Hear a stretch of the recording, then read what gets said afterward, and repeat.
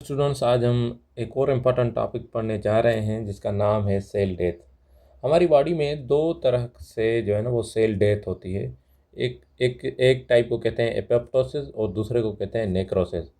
जब भी हमारी बॉडी में सेल बनते हैं तो ऐसे नहीं है कि सब सेल बनते ही बनते हैं और उनकी कोई डेथ नहीं होगी। हमारी बॉडी में सेल मरते भी हैं। सेल मरने को हम क्या कहते हैं? सेल डेथ कहते हैं।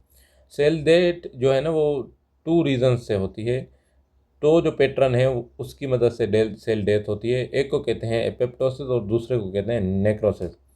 एपोप्टोसिस इस वे को कहते हैं जिसे हम सेल्फ डिस्ट्रक्शन भी कहते हैं। मीन्स किसी भी सेल का खुद ब खुद मर जाना। ये एक प्रोग्राम्ड चेंज होती है। हमारे सेल में जब फिजियोलॉजिकल सीक्वेंसेस एक्टिवेट हो जाती हैं तो हमारे सेल्स ही कुछ ऐसे सिग्नल्स जो है ना वो एक्टिवेट कर देते हैं जिससे हमारा सेल खुद ब खुद सुसाइड कमिट कर लेता है और अपने आप को जो है ना किल कर लेता है। कुछ ऐसी एंजाइम्स रिलीज़ कर लेता है जिसकी मदद से हमारे सेल जो है ना वो क्या हो जाते हैं? किल हो जाते हैं, डिस्ट्रॉय हो जाते हैं। हमारा सेल जो है ना वो मर जाता है।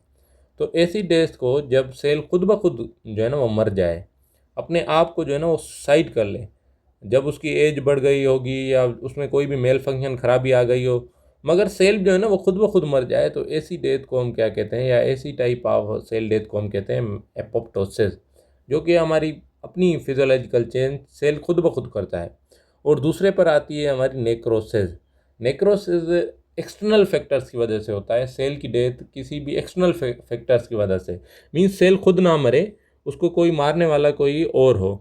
तो इस टाइप के सेल डेथ को हम क्या कहते हैं? नेक्रोसिस। इन एक्सटर्नल फैक्टर्स में कोई बैक्टीरियल इन्फेक्शन हो गया, ये इन्फेक्शन आपकी सेल को डेथ करवा देता है।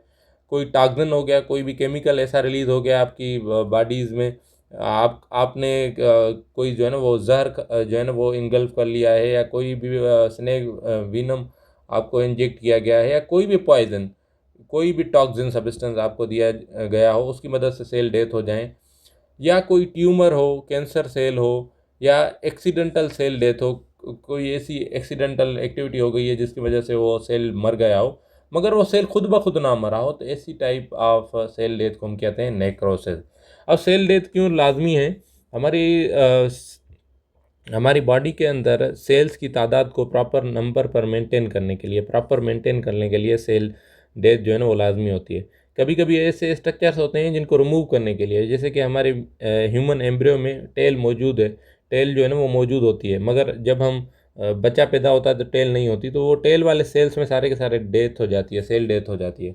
और उसके अलावा जो डिजिट्स होते हैं, डिजिट्स का मतलब जो है ना वो आपकी जो है ना फिंगर्स हैं, फिंगर्स के बीच में जो है ना वो कुछ सेल्स मौजूद होते हैं।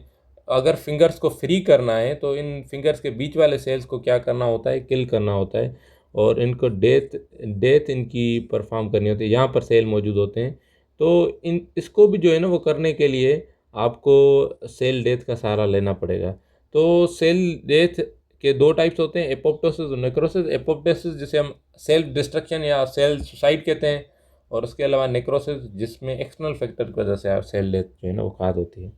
शुक्रिया। नेक्स्ट लेक्चर जो है ना वो इंशाल्लाह ज़रूर अपलोड किया जाएगा मियोसिस के ऊपर।